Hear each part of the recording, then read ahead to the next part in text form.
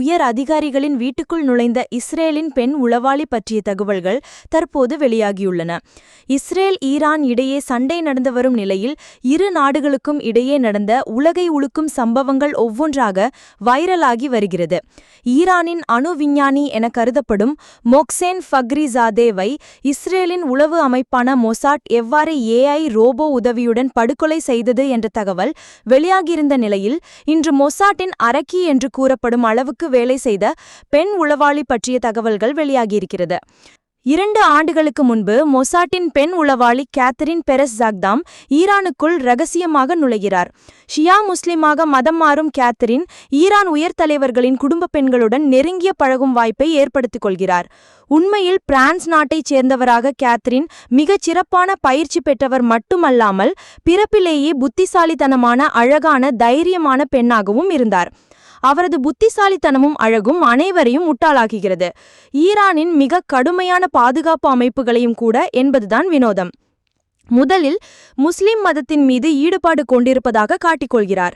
ஷியா மதத்துக்கு மாறுகிறார். உயர் தலைவர்களின் மனைவிகள் வரும் இடங்களுக்கு சென்று நட்பு பாராட்டி அவர்களது வீட்டுக்குள் விருந்தினராக நுழைகிறார்.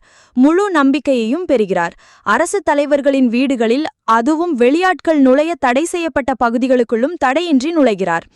ஈரான் இஸ்ரேல் இடையே பதற்றம் அதிகரிக்கிறது. முக்கிய தலைவர்கள் பாதுகாப்பான இடங்களில் தங்க வைக்கப்படுகிறார்கள். ஆனால் இஸ்ரேல் குறிவைத்து தாக்குகிறது. அவர்கள் கொல்லப்படுகிறார்கள். ஈரானுக்கு ஒன்றும் புரியவில்லை. துல்லியமான வரைபடத்தை யாரோ கொடுத்திருப்பது போல தோன்றுகிறது. ஈரானின் புலனாய்வு அமைப்புகள் விசாரணையை முடுக்குகிறது. உண்மை வெளிவருகிறது.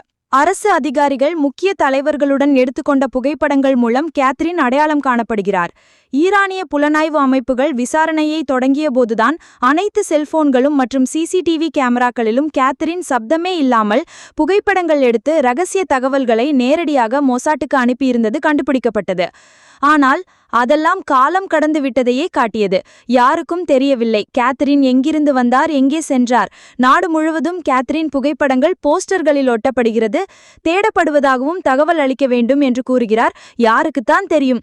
ஈரான் உளவு மற்றும் புலனாய்வு அமைப்புகளுக்கே தெரியாத கேத்தரின் பற்றி சாமானிய மக்கள் எங்கே தெரிந்து வைத்திருக்க முடியும்?